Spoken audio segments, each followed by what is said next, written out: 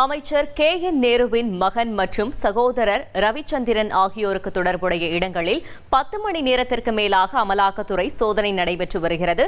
இதுகுறித்த கூடுதல் தகவல்களை செய்தியாளர் சாலமன் வழங்கிட கேட்கலாம். சாலமன், வணக்கம். இந்த சோதனை தொடர்பான கூடுதல் தகவல்களை சொல்லுங்க. அமைச்சர் KN நேருவின் மகன் மற்றும் அமைச்சர் KN நேருவின் சகோதரர் ரவிச்சந்திரன் ஆகியோருக்கு தொடர்புடைய இடங்களில் இன்று காலை முதலே அமலாக்கத்துறையினர் அதிரடியாக சோதனையில் ஈடுபட்டு வருகின்றனர். குறிப்பாக தமிழகம் முழுவதும் 20க்கும் மேற்பட்ட இடங்களில் அமலாக்கத்துறையினர் சுமார் 100க்கும் மேற்பட்டோர் பிரிந்து இந்த சோதனையில் ஈடுபட்டு வருகின்றனர். குறிப்பாக அந்த ரவிச்சந்திரனுக்கு தொடர்புடைய TVH ஹோம்ஸ் கட்டுமான நிறுவனம் தொடர்புடைய இடங்கள்லையும், அது மட்டுமின்றி அருணுக்கு தொடர்புடைய நிறுவனங்களையும் அதன் அதிகாரிகள் வீடுகளில் இந்த சோதனையானது நிகழ்த்தப்பட்டு வருகிறது. குறிப்பாக சென்னையில் ஆழ்வார்பேட்டை, கோட்டுபுரம், அடையார் உள்ளிட்ட இடங்களில் இந்த சோதனையானது நிகழ்த்தப்பட்டு வருகிறது.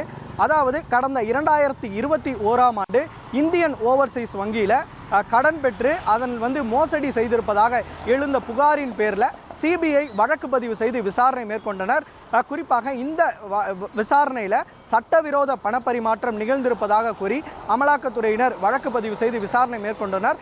அது மட்டுமின்றி ஏற்கனவே கடந்த சில ஆண்டுகளுக்கு முன்பதாக அந்த TVH ஹோம்ஸ் கட்டுமான நிறுவனம் மற்றும் மற்றொரு நிறுவனத்தில் நடைபெற்ற வருமான வரித்துறை சோதனையில் 90 கோடி மதிப்பிலான தங்கம் மற்றும் 500 கோடிக்கு மேல் வருமான வரி செலுத்தவில்லை என்ற தகவல் வெளியான நிலையில் அதனை அடிப்படையாக வைத்தும் இந்த சட்டவிரோத பணப்பரிமாற்ற வழக்கை அமலாக்கத்துறையினர் பதிவு செய்து இந்த சோதனையில் ஈடுபட்டு வருவதாக தெரிவிக்கின்றனர். சுமார் 10 மணி நேரத்திற்கும் மேலாக 20க்கும் மேற்பட்ட இடங்களில் அமலாக்கத்துறையினர் இன்று காலை 7 மணி முதலே இந்த சோதனையில் ஈடுபட்டு வருகின்றனர். இந்த சோதனையில் பல்வேறு முக்கிய ஆவணங்கள் இதுவரை சிக்கியிருப்பதாகவும் அதற்கான ஆவணங்கள் பறிமுதல் செய்திருப்பதாகவும் அமலாக்கத்துறை தரப்பில் ஒரு தகவல் தெரிவிக்கப்பட்டுள்ளது. இருப்பினும் முழுமையான சோதனை நிறைவடைந்த பின்னரே எவ்வளவு ஆவணங்கள் மற்றும் கணக்கில் வராத பணம் சட்டவிரோத பணப்பரிமாற்றத்தில் எவ்வளவு ஈடுபட்டனர் என்ற கோணம் தெரிய வரும் எனவும் அமலாக்கத்துறையினர் தரப்பில் தகவல் தெரிவிக்கப்பட்டுள்ளது. குறிப்பாக இதில் 22 கோடி ரூபாய் மோசடி செய்ததாக எழுந்த புகாரின் அடிப்படையில் இந்த சோதனையும் இதில் சட்டவிரோத